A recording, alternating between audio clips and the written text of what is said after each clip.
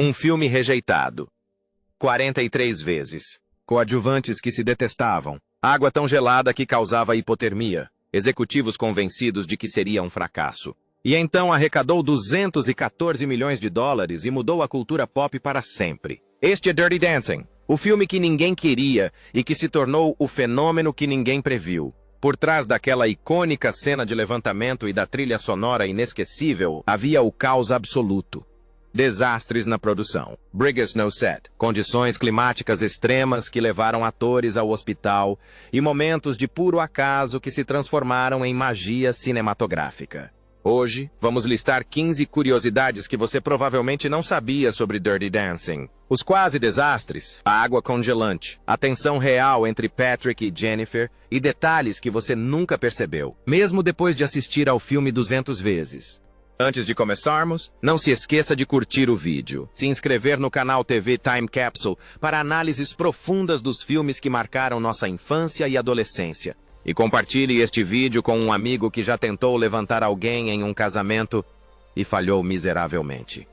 43 estúdios disseram não antes que alguém dissesse sim. 1985. Eleanor Bergstein termina o roteiro de Dirty Dancing. Ela passou anos pesquisando. Baseou-se em seus próprios verões nas montanhas Catskills. Ela leva o roteiro para a MGM e eles adoram o título. A executiva Eileen Maisel Lay fica entusiasmada e junta Bergstein com a produtora Linda Gottlieb. Elas começam a pré-produção. Então, a direção da MGM muda e novos executivos leem o roteiro. Recusam. O filme entra em um limbo de desenvolvimento. Bergstein o leva a todos os grandes estúdios de Hollywood. A Universal diz não, a Paramount diz não, a Fox, a Warner Brothers, todas rejeitaram. Os motivos se acumulam. Muito pequeno, muito nichado, ninguém se importa com as Catskills. Filmes de dança não vendem. O tema da interrupção da gravidez é muito polêmico. Um executivo chegou a dizer: ninguém quer ver um filme sobre Dirty Dancing. Depois de 43 rejeições, Gottlieb estava pronto para desistir. Então, Bergstein leu um artigo do New York Times sobre a Vestron Inc., uma distribuidora de vídeos domésticos de Connecticut, que estava lançando uma divisão de filmes. A Vestron concordou em se reunir com o projeto sob uma condição. O orçamento tinha que ser de no máximo 5 milhões de dólares. Gottlieb havia calculado 8 milhões de dólares no cenário mais econômico possível. Reduzir para 5 milhões de dólares parecia impossível, mas eles estavam sem opções. É aqui que a situação fica desesperadora. Para atingir esse orçamento, Gottlieb teve que hospedar todo o elenco e equipe no mesmo hotel usado para as filmagens, sem acomodações separadas. Todos se amontoaram. Então, os incidentes de 1986 na Europa fizeram com que os americanos cancelassem viagens internacionais e os hotéis dos EUA ficaram lotados de reservas. Os preços dispararam. Encontrar hospedagem acessível tornou-se quase impossível. Gottlieb finalmente encontrou um hotel na Virgínia disposto a se adequar ao orçamento deles. Mas havia um porém. As filmagens deveriam começar em setembro. O acordo foi fechado já em junho. 3 meses para preparar tudo. O filme que 43 estúdios rejeitaram estava prestes a ser feito por uma ninharia, dentro de um prazo impossível. Eles se detestavam antes mesmo do início das filmagens. Patrick Swayze e Jennifer Grey já haviam trabalhado juntos em Red Dawn em 1984. Foi aí que o problema começou. O filme se passava durante uma guerra fictícia, e o diretor queria que os jovens atores passassem por 8 semanas de treinamento militar para entrar no personagem. Patrick interpretou o líder e levou o papel a sério. Atuou de acordo com o método durante as 8 semanas, sem nunca sair do personagem. Jennifer o descreveu como um encrenqueiro nada profissional que pregava peças em todo o mundo. Ela disse aos entrevistadores que Patrick estava sendo machista e que ela simplesmente não aguentava mais. No final de Red Dawn, eles não se falavam mais. Avançando para a seleção de elenco de Dirty Dancing, Jennifer já havia sido escalada para o papel de Baby. E, quando o nome de Patrick surgiu para o papel de Johnny, ela não quis trabalhar com ele novamente.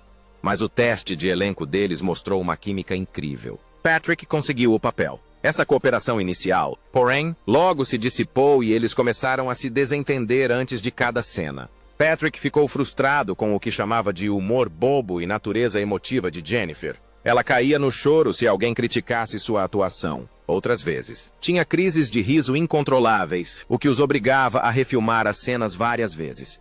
Jennifer, por outro lado, achou a ousadia de Patrick intimidante em comparação com seu próprio medo e hesitação. A tensão ficou tão grande que o produtor Bergstein e o diretor Emile Ardolino tiveram que intervir. Eles obrigaram Patrick e Jennifer a reverem seus testes de elenco iniciais, aqueles em que havia uma química inegável. Funcionou temporariamente. Eles se lembravam do porquê de terem sido escalados juntos, filmavam as cenas com energia renovada e, em seguida, voltavam a se evitar entre as tomadas. Mas eis a reviravolta. A tensão entre eles na vida real criou a dinâmica perfeita para Johnny e Baby. O atrito que você vê na tela, esse jogo de empurra e puxa, era muito genuíno. Jennifer sofreu hipotermia durante as filmagens da cena no lago, em água a 40 graus Celsius. A famosa cena do elevador no lago, uma das imagens mais românticas do cinema. O que vocês não veem é que foi uma tortura. A cena estava programada para ser filmada no verão, com água quente e condições confortáveis. Mas não foi o que aconteceu. A onda de calor no início da produção atrasou tudo. E quando chegaram ao local do lago, já era final de outubro em Mountain Lake, Virgínia. A temperatura da água havia caído para 4 graus Celsius, pouco acima de zero. Jennifer Grey, anos depois, disse: "É preciso ser jovem e ambicioso para ficar em água tão fria por tanto tempo." Se questionando se é possível morrer caso certas partes do corpo literalmente explodam de frio. Na autobiografia de Patrick Swayze, o frio era descrito como horrivelmente hipotérmico. Eis como era a cena vista da costa. Membros da tripulação em pé, com casacos pesados, capuzes e luvas, alguns com cobertores. Garrafas térmicas com café quente, todos agasalhados contra o frio do outono. Patrick e Jennifer na água, usando apenas jeans e camiseta. Só isso, praticando o levantamento repetidamente, seus lábios ficando azulados, a pele pálida, tremendo tanto que mal conseguiam manter a posição. O coreógrafo Kenny Ortega observava, sabendo que precisavam da cena, mas vendo o estado de Jennifer piorar. Mais tarde, ele revelou que Jennifer, na verdade, teve hipotermia. Entre as tomadas, eles saíam cambaleando e a equipe os envolvia em cobertores para tentar aquecê-los. Depois, voltavam para mais uma tomada. Patrick tinha uma grave lesão no joelho nessa época, com acúmulo de líquido causando dor constante. Levantar Jennifer na água gelada, mesmo ela sendo leve, era como levantar 225 quilos, segundo o livro dele. Eles filmaram aquela cena repetidas vezes, com vários ângulos e tomadas diferentes. Assista agora. Aquilo não é atuação. Os lábios da Jennifer são realmente azuis, se você olhar com atenção. E a careta do Patrick não representa a intensidade do Johnny, é dor de verdade. Eles nunca ensaiaram o último levantamento e só o fizeram 2 vezes na vida. O icônico levantamento final, em que Johnny levanta Baby acima da cabeça durante a grande dança, nunca foi praticado antes das filmagens. Jennifer tinha um medo genuíno de ser levantada acima da cabeça de Patrick e ficava adiando os ensaios. Eles esperaram até as câmeras começarem a gravar para tentar e acertaram na primeira tentativa. Jennifer contou depois que só fez aquilo no dia da filmagem, sem ensaio, e nunca mais repetiu a cena. O que tornou tudo ainda mais impressionante foi a lesão no joelho de Patrick. O joelho dele estava tão machucado durante as filmagens que era preciso drenar o líquido regularmente. Apesar de Jennifer ser leve, levantar alguém acima da cabeça com o joelho lesionado exigiu toda a força dele. A cena do levantamento no lago, mostrada anteriormente no filme, seguiu a mesma linha. Só foi realizada 2 vezes em toda a vida deles. Uma no lago e outra no final. Eles nunca a recriaram, nem mesmo em reuniões ou eventos de aniversário. Jennifer a chamava de coisa de dia de jogo e dizia que Patrick era a única pessoa em quem ela confiaria para tentar, por causa de seu treinamento em balé e sua força. Aquele último levantamento acontece no final de uma coreografia exaustiva. Patrick já está dançando há minutos, com os joelhos doendo muito, e então precisa executar aquele levantamento perfeitamente, na hora certa, em uma única tomada, sem rede de segurança, sem ensaio. A expressão de alívio e alegria no rosto de ambos quando ele a segura é genuína. Gratidão genuína por ter dado certo, respeito genuíno por ter conseguido. Naquele momento, havia um cuidado genuíno entre eles, apesar dos problemas que enfrentavam fora das telas. Jennifer escreveu em suas memórias que o que se via entre eles naquela cena era uma emoção verdadeira. A raiva do Patrick na cena da risada foi 100% real. A cena em que o Johnny ensina um movimento para a Baby e passa os dedos pelo braço dela enquanto ela ri. Parece divertido e sedutor. Perfeitamente roteirizado. Nada disso foi roteirizado. Eis o que realmente aconteceu. Eles estavam filmando em um galpão sem aquecimento às 4 horas da manhã, depois de 18 horas seguidas de filmagem. Patrick Swayze estava desesperado para terminar e ir para casa. O diretor preparou a cena. Patrick ficou atrás de Jennifer e deslizou os dedos pelo braço dela. Simples. Deve ser fácil de gravar. Jennifer cai na gargalhada. Ela é extremamente sensível a cócegas, principalmente nas axilas, e a mão de Patrick roça sua axila. Ela perde completamente o controle. Corta, recomeça. Tenta de novo. Patrick desliza os dedos para baixo e Jennifer começa a rir antes mesmo dele tocá-la, antecipando as cócegas. 5 tomadas. 8 tomadas. 12ª tomadas. Jennifer não consegue parar de rir. Às vezes, ela segura o riso por alguns segundos e depois cai na gargalhada. Às vezes, ela está rindo antes mesmo da cena começar. O rosto de Patrick ficando mais sério, sua expressão mudando de paciente para irritada e, por fim, para genuinamente furiosa. O coreógrafo, Kenny Ortega, observando de lado, percebe o que está acontecendo e depois disse: a expressão no rosto dele, ninguém dirigiu aquilo. Aquilo não é o Johnny ficando frustrado com a inexperiência da Baby. É o Patrick Swayze às 4 da manhã, congelando de frio e exausto, assistindo a Jennifer rir pela 20ª vez seguida. Na 23ª tomada, o diretor desiste e diz: vamos usar essa... Está perfeita. A irritação do Patrick, completamente genuína, tornou-se um dos momentos mais queridos do filme. Jennifer não conseguia evitar as cócegas. Patrick não conseguia evitar a irritação, e a câmera capturou 2 pessoas em seu limite absoluto, o que de alguma forma se transformou em magia cinematográfica. A onda de calor que levou atores ao hospital. 5 de setembro de 1986. Primeiro dia de filmagens em Lake Lure, Carolina do Norte. A temperatura chega a 39 graus Celsius.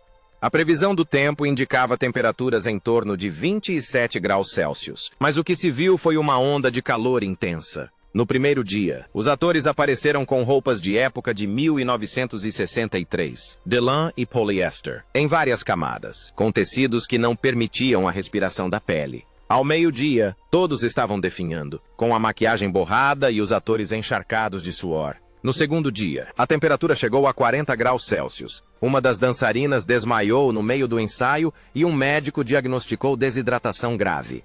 Ela é levada de ambulância para o hospital e a produção é interrompida por 2 horas. No terceiro dia, 40,5 graus Celsius e várias pessoas estão passando mal. A equipe monta tendas de resfriamento, banheiras de gelo e ventiladores industriais. Mas não adianta muito. As cenas internas eram piores. Os prédios não tinham ar-condicionado e, com as luzes de produção e as lâmpadas enormes que emitiam calor, a temperatura interna chegava a 49 graus Celsius. Os atores gravavam uma cena, saíam cambaleando. Alguns ficavam doentes por causa da exaustão pelo calor, e depois voltavam para a próxima cena. Patrick insistiu em fazer suas próprias cenas de ação, incluindo uma cena em que ele se equilibra em um tronco sobre a água. Ele caía e batia com força na água várias vezes. Fez isso repetidas vezes até que seus joelhos começaram a inchar tanto que precisaram drená-lo entre as tomadas. Vários atores foram hospitalizados durante a primeira semana com problemas relacionados ao calor, e a seguradora da produção começou a ameaçar interromper as filmagens. Em seguida, os atrasos causados pela onda de calor empurraram as filmagens para o outono, o que criou um novo problema: o congelamento da água para as cenas no lago. Assim, o elenco e a equipe sofreram com o calor extremo por 3 semanas e, nas 2 semanas finais, com o frio extremo, variando de 40 graus Celsius a 4 graus Celsius de hipotermia. Tudo em 43 dias. Demitiram a mãe do Baby na hora do almoço e a substituíram em 20 minutos. 5 de setembro de 1986. Primeiro dia de filmagem. Lynn Lipton chega ao set para interpretar a mãe do Baby na cena de abertura, com a família Houseman dirigindo para o Resort Kellerman. Eles filmam a cena do carro e Lipton está no banco da frente. É possível ver brevemente seu cabelo loiro na versão final. Isso é tudo o que restou. Entre as tomadas, Lipton reclama constantemente de fadiga e fraqueza. Não se sente bem e precisa se deitar o tempo todo. A produtora Linda Gottlieb anota em seu diário de produção que a atriz precisa se deitar com frequência. Todos ficam preocupados, mas seguem em frente e conseguem filmar a cena do carro. 6 de setembro, segundo dia de filmagem. Lipton aparece com uma aparência pior e visivelmente indisposta. Começam a filmar as cenas dela com Jennifer Grey, mas depois de 2 horas, fica óbvio que não está funcionando. As anotações de Gottlieb indicam que está claro para todos que essa mulher não será a mãe de Jennifer Grey por muito tempo. Na hora do almoço, mandam Lipton para casa, recomendando que ela descanse e consulte um médico. Agora eles têm um grande problema. Há uma cena agendada para aquela tarde com a mãe do bebê, e já há 200 figurantes no set. Pagos por hora, figurantes que não podem ser remarcados. O produtor Gottlieb olha ao redor freneticamente em busca de alguém que possa interpretar esse papel imediatamente. Kelly Bishop, já escalada como Vivian Pressman, a hóspede do resort, está por perto. Gottlieb a agarra e diz, "Você é a mãe agora." Bishop pergunta, "E o meu papel?" E Gottlieb responde, "A gente dá um jeito." Elas vestem Bishop, fazem sua maquiagem e a colocam na cena com o mínimo de ensaio, filmando tudo naquela mesma tarde com 200 figurantes. O papel original de Kelly Bishop acaba ficando com Miranda Garrison, a assistente de coreografia que estava ensinando as danças para Jennifer. Agora, Garrison é simultaneamente assistente de coreografia e atriz no filme. As anotações de Gottlieb resumem isso perfeitamente. Kelly tem um grande trunfo, ela está aqui. Os executivos assistiram à versão preliminar e acharam que era pornográfica. As filmagens terminaram em 27 de outubro de 1986, dentro do prazo e do orçamento previstos. Ninguém na equipe gostou da versão preliminar. Os executivos da Vestron assistiram e ficaram convencidos de que o filme seria um fracasso total. As coisas ficaram ainda mais estranhas quando as cópias diárias do filme começaram a ser retidas na fronteira canadense, porque as autoridades achavam que se tratava de conteúdo adulto devido ao título. Eleanor Bergstein chegou a considerar seriamente renomeá-lo para Eu Era uma Rainha Adolescente do Mambo. Então, a Clearasil, empresa de produtos para acne, se ofereceu para patrocinar o filme por considerá-lo um veículo para alcançar o público adolescente. Ao descobrirem um ponto sensível da trama, exigiram que essa parte fosse cortada. Bergstein recusou e a Clearasil desistiu completamente. Sem um patrocínio significativo, a Vestron teve que promover o filme por conta própria.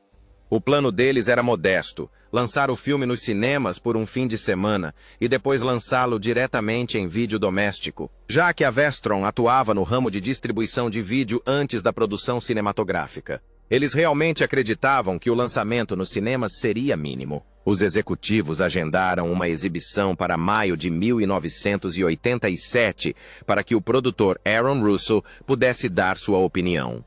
Os relatos daquela exibição indicavam que as pessoas na sala estavam desconfortáveis e inseguras. Ninguém sabia se o público se identificaria com o filme. As exibições de teste haviam sido mornas, e grande parte dos espectadores nem sequer percebeu a existência de uma subtrama controversa até que alguém a apontasse. A Vestron adiou a data de lançamento de julho para 21 de agosto de 1987, tentando evitar a concorrência com outros filmes voltados para o público jovem. Eles imprimiram um número limitado de cartazes, reservaram algumas salas de cinema e cruzaram os dedos. O filme, que eles tinham certeza que seria um fracasso, estreou com expectativas modestas e então algo que ninguém previu aconteceu. O boca a boca explodiu. A equipe de filmagem pintava folhas secas de verde com spray todas as manhãs. O filme se passa no verão de 1963, mas as filmagens aconteceram no outono de 1986. Isso criou um problema óbvio. As folhas ficavam marrons e laranjas. A grama morria. Tudo gritava outono, quando deveria parecer julho. A solução foi absurda. Membros da equipe com latas de spray pintando folhas marrons de verde. Patrick Swayze disse mais tarde que era a coisa mais estranha do mundo ver caras saindo com latas de spray para fazer folhas marrons voltarem a ficar verdes. Mas não era uma solução pontual. Eles precisavam fazer isso constantemente, já que mais folhas mudavam de cor diariamente. Algumas manhãs, a equipe de arte chegava cedo e passava 2 horas pintando com spray as folhas caídas do dia anterior. Se você observar com atenção, poderá notar a pintura em certas cenas, especialmente em planos abertos, onde o verde parece quase artificialmente brilhante.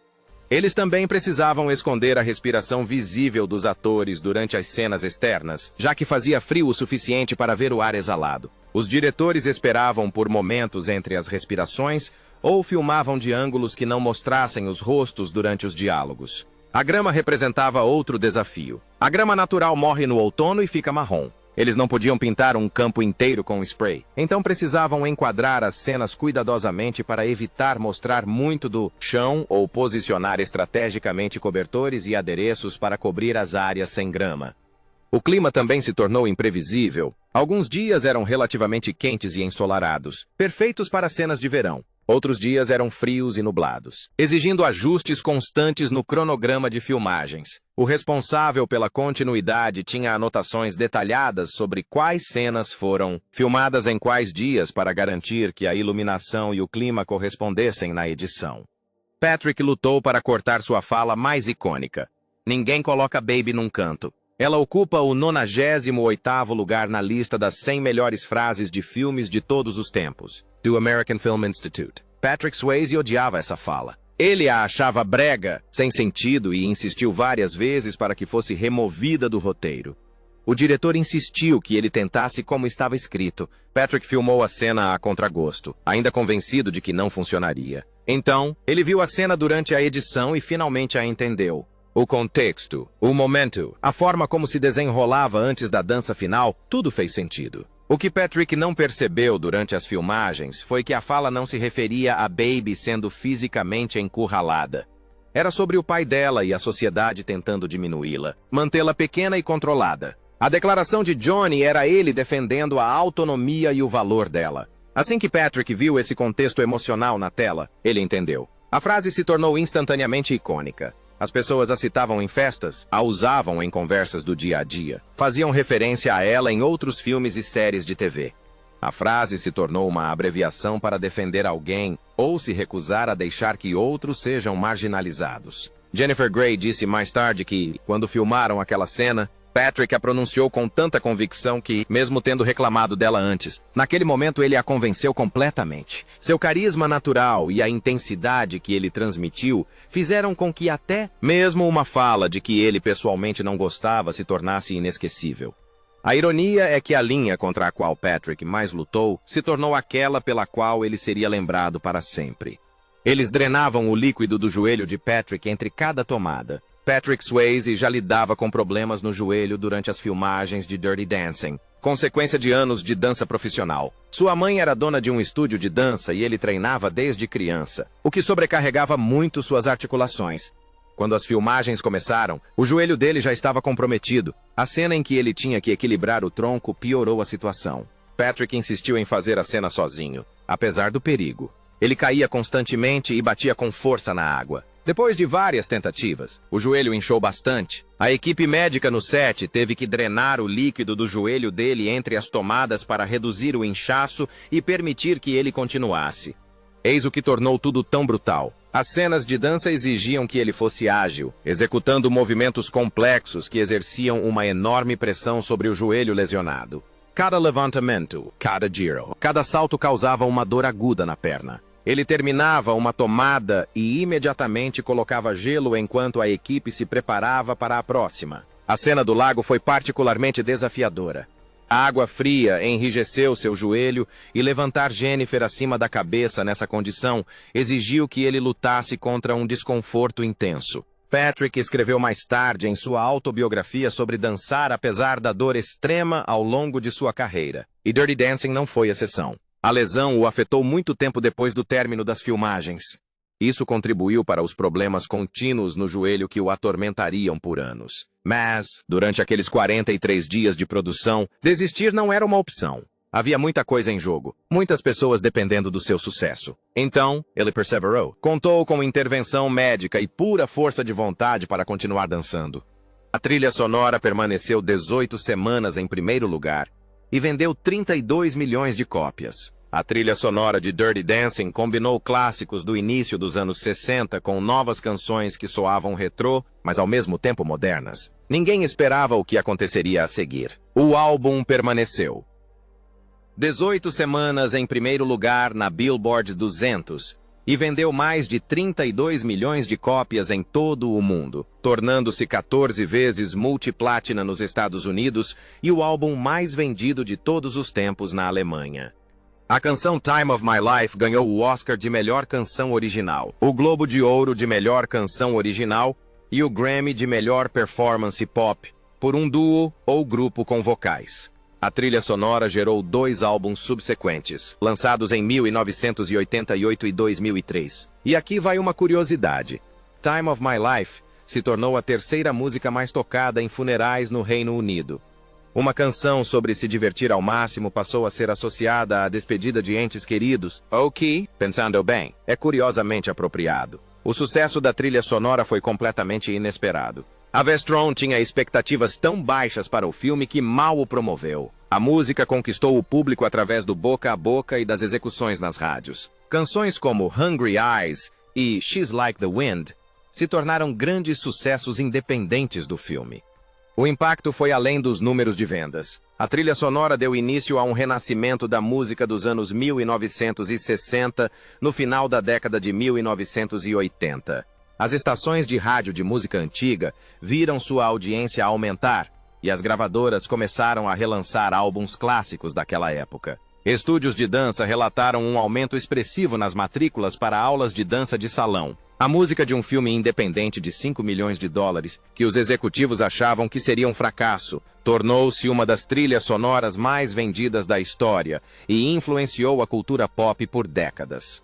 As melhores cenas do filme foram acidentes capturados pela câmera. A cena em que Baby e Johnny engatinham juntos no chão não estava no roteiro original. Patrick e Jennifer estavam ensaiando quando o diretor entrou e os observou praticando. Ele achou que ficou ótimo e pediu que repetissem a cena enquanto as câmeras filmavam. Eles adicionaram a cena ao filme exatamente como ensaiado. Outro momento não roteirizado aconteceu quando o diretor flagrou o coreógrafo Kenny Ortega e a assistente de coreografia Miranda Garrison dançando uma coreografia a 3 com Jennifer, ajudando-a com a atitude e o ritmo. O diretor viu a cena e imediatamente decidiu adicionar uma dança a 3 ao filme com Penny, Baby e Johnny. O resultado foi elegante, contido e lindamente filmado. Isso aconteceu ao longo de toda a produção. A equipe criativa percebeu que alguns dos melhores momentos surgiam ao flagrar os atores desprevenidos ou durante a filmagem dos ensaios. Essa qualidade natural e espontânea conferia uma autenticidade que, por vezes, faltava às cenas cuidadosamente coreografadas.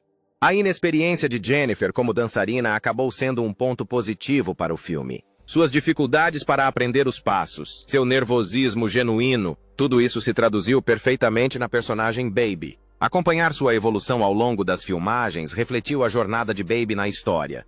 O hotel tinha poder legal para vetar o filme inteiro. O Mountain Lake Lodge, na Virgínia, serviu como principal locação de filmagem, e o elenco e a equipe se hospedaram lá durante as filmagens. Na primavera de 1987, o hotel exibiu uma versão preliminar do filme, pois tinha direitos contratuais para impedir seu lançamento caso discordasse da forma como sua propriedade era retratada. 2 representantes do hotel foram enviados a Nova York para assistir à exibição. Todos aguardavam nervosamente. Se o hotel exercesse seu direito de impedir a exibição, toda a produção seria inútil. Os representantes voltaram para a Virgínia com um sinal positivo e houve um alívio inicial. O verdadeiro teste viria quando o filme estreou no Lyric Theatre em Blacksburg, em agosto de 1987. A reação do público local determinaria se o hotel havia tomado a decisão correta. Todos na cidade adoraram. Um funcionário local disse que foi uma das melhores coisas que já aconteceram ali e afirmou que todos no condado assistiram ao filme pelo menos 6 vezes no primeiro mês. O movimento no resort explodiu. O hotel colocou um pôster do filme no saguão e começou a se promover como o local de filmagem de Dirty Dancing. Hoje, você pode solicitar uma estadia no quarto em que Patrick Swayze ou Jennifer Grey ficaram durante as filmagens, mas prepare-se para uma longa lista de espera. O local que quase acabou com o filme se tornou seu maior beneficiário. O Mountain Lake Lodge realiza anualmente fins de semana temáticos de Dirty Dancing com aulas de dança, caça ao tesouro e oportunidades para recriar cenas famosas. O próprio lago tornou-se uma atração turística, embora tenha misteriosamente secado completamente entre 2008 e 2012 devido a ciclos geológicos naturais. De fracasso total ao filme de maior bilheteria de 1987. Vamos juntar tudo. Roteiro rejeitado. 43 vezes por todos os grandes estúdios. Finalmente produzido por uma distribuidora de vídeo doméstico com um orçamento de 5 milhões de dólares. O filme estreou em 21 de agosto de 1987 com expectativas modestas. A crítica foi mista. Então, algo aconteceu. O boca a boca se espalhou rapidamente. As salas de cinema ficaram lotadas. O filme, que supostamente deveria ter desaparecido, se tornou a maior bilheteria de 1987, arrecadando mais de 214 milhões no mundo todo, com um orçamento minúsculo de US$5. Mas o sucesso financeiro foi apenas o começo. Dirty Dancing tornou-se um fenômeno cultural que influenciou a forma como as pessoas viam filmes de dança, relacionamentos e histórias de amadurecimento. O filme abordou temas sérios sem perder sua essência romântica. E aí está. 15 curiosidades sobre o filme que ninguém queria, mas que acabou se tornando um sucesso entre todos. Qual delas te chocou mais? Conte para a gente nos comentários. Deixe seu like se este vídeo te trouxe boas lembranças ou te ensinou algo novo. Inscreva-se no canal para mais análises profundas dos filmes e séries que marcaram nossa infância e adolescência. Até o próximo vídeo.